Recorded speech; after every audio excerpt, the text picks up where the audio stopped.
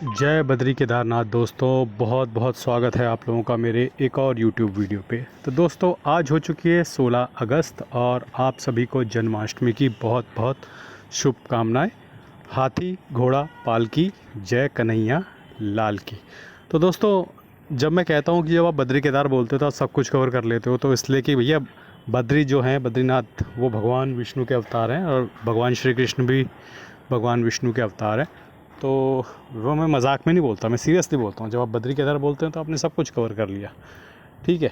और अब एक बात, हम मार्केट के डिस्कशन पे भी आएंगे, लेकिन इस बार मैं भगवान से एक सवाल पूछना चाहता हूँ कि मैंने इस बार काफ़ी तैयारियाँ करी 15 अगस्त के लिए, और कुछ डेज़ थे जो बहुत स्पेसिफ़िक थे, और मतलब मुझे ऐसा लग रहा था कि मैं बहुत ज़बरदस्त इस साल अपने बचपन को जीऊँगा। लेकिन मुझे लगता है कि ऊपर वाले के दिमाग में ख़्याल में कुछ और ही था। तो कुछ डेज़ थे जो मैंने स्पॉट कर रखे थे पहले से ही। एक तो रक्षाबंधन वाला वीक था, तो रक्षाबंधन वाले दिन भी फुल डे बारिश हुई। फिर मैंने 14 अगस्त की छुट्टी ले ली ऑफ़िस से कि मैं अपने बचपन की यादों को ताज़ा करूँगा। 400-500 पतंगे ला रखे उन्हें उड़ाऊँगा। तो रक्षाबंधन वाला वीक भी गया। उसके बाद 14 अगस्त भी फुल डे बारिश हो गई। 15 अगस्त भी ऑलमोस्ट फुल डे बारिश हुई है या हवा नहीं चली है। 16 अगस्त को जब मैं छत पे गया हूँ तो देख रहा हूँ फिर बारिश हो रही है। तो ये वो दिन थे 9 अगस्त, 10 अगस्त, 14 अगस्त, 15 अगस्त, 16 अगस्त, जो मैंने मार्क किए हुए थे कि मैं अच्छे से इनमें पतंगबाजी करूँगा और अपने बचपन की यादों को ताज़ा करूँगा। लेकिन हर दिन बारिश हुई है और अंधाधुंध बारिश हुई है। तो ये साल ही ख़राब है यार, मैं बता रहा हूँ। ना पैसे बन रहे हैं, ना खुशी मिल रही है, कुछ नहीं मिल रहा है। सब कुछ छिन गया है इस साल। शेयर्स ख़रीद रहे हैं तो वो डूब जा रहे हैं, ETF ख़रीद रहे हैं वो डूब जा रहे हैं, म्यूचुअल फंड में डाल रखे पैसे वहाँ रिटर्न नहीं बन रहे। चलो बाज़ार में खुशी नहीं मिल रही तो अपने बचपन की यादें ताज़ा करने के लिए पतंगे ले आए। सोचा कि 5-7 दिन पतंगे उड़ाएंगे अगस्त में। तो जो दिन अच्छे थे उन सब दिन बारिश आ गई। कल का दिन और बचा है बस, संडे का। कल भी बारिश आ जाएगी, काम ख़त्म, सीज़न ख़त्म, पतंगों को लगाओ आग। आज फिर मंडे से शेयर मार्केट में दोबारा लग जाओ। तो ये तो रही बात। मेरी फ्रस्ट्रेशन थोड़ा झलक रही होगी मेरे शब्दों में, लेकिन मैं क्या करूं यार। पैसा खर्च किया है और समय निकाला है और फिर ऐसा हो गया है। अब कहीं घूमने जाऊंगा तो वहाँ भी कुछ गड़बड़ हो जाएगी, इसलिए घूमने भी नहीं जाऊंगा अब मैं।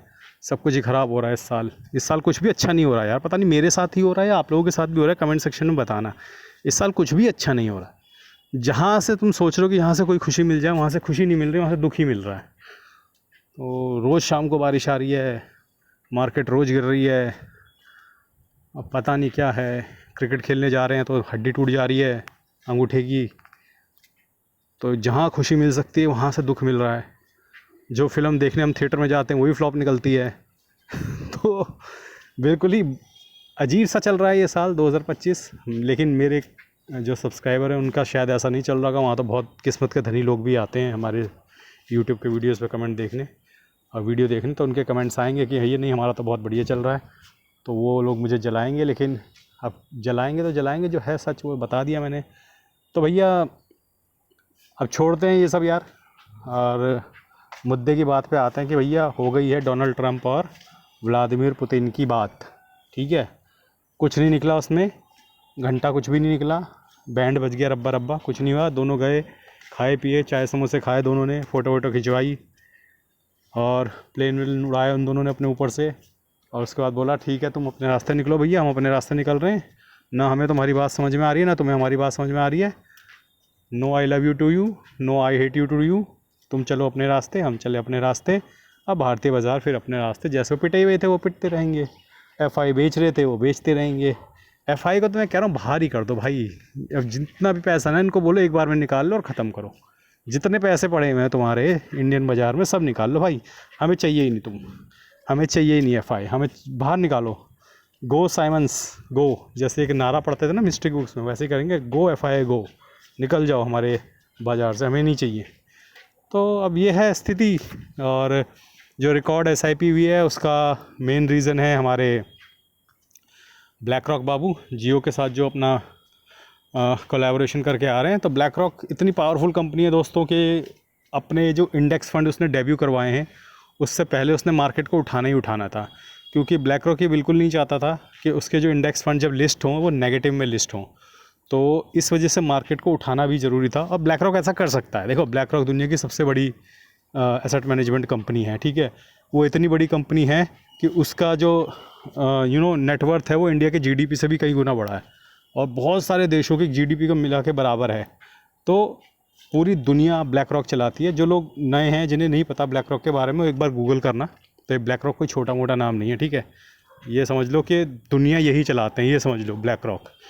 तो इनके लिए एक दो हफ्ते के लिए मार्केट को ऊपर उठाना कोई बड़ी बात नहीं है। क्यों उठाना? क्योंकि ये चाहते थे कि जब जियो ब्लैक रॉक का इंडेक्स फंड का डेब्यू हो तो ये प्रॉफिट में नज़र आए। ऐसा ना हो कि इन लोगों ने अपने फ़ंड निकाले और मार्केट जो है नीचे धंस गई और नेगेटिव में लिस्टिंग हो रही है। लिस्टिंग होगी ना मेरे ख्याल की 16 अगस्त को 18 अगस्त को लिस्टिंग है इनके इंडेक्स से।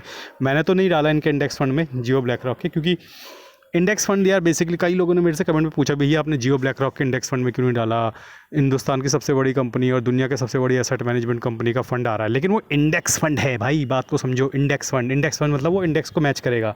तो इंडेक्स को मैच करने वाले तो बहुत सारे फंड है। SBI का ले लो, टाटा का ले लो, ICICI का ले लो, HSBC का ले लो, HDFC का ले लो। इंडेक्स तो उन्होंने भी मैच करना है, इंडेक्स वो भी फॉलो करेंगे, इंडेक्स भी फॉलो करेगा। इंडेक्स से ज़्यादा वो भी नहीं देंगे, इंडेक्स से ज़्यादा ये भी नहीं देगा, भले तुम अंबानी की जेब में बैठ जाओ।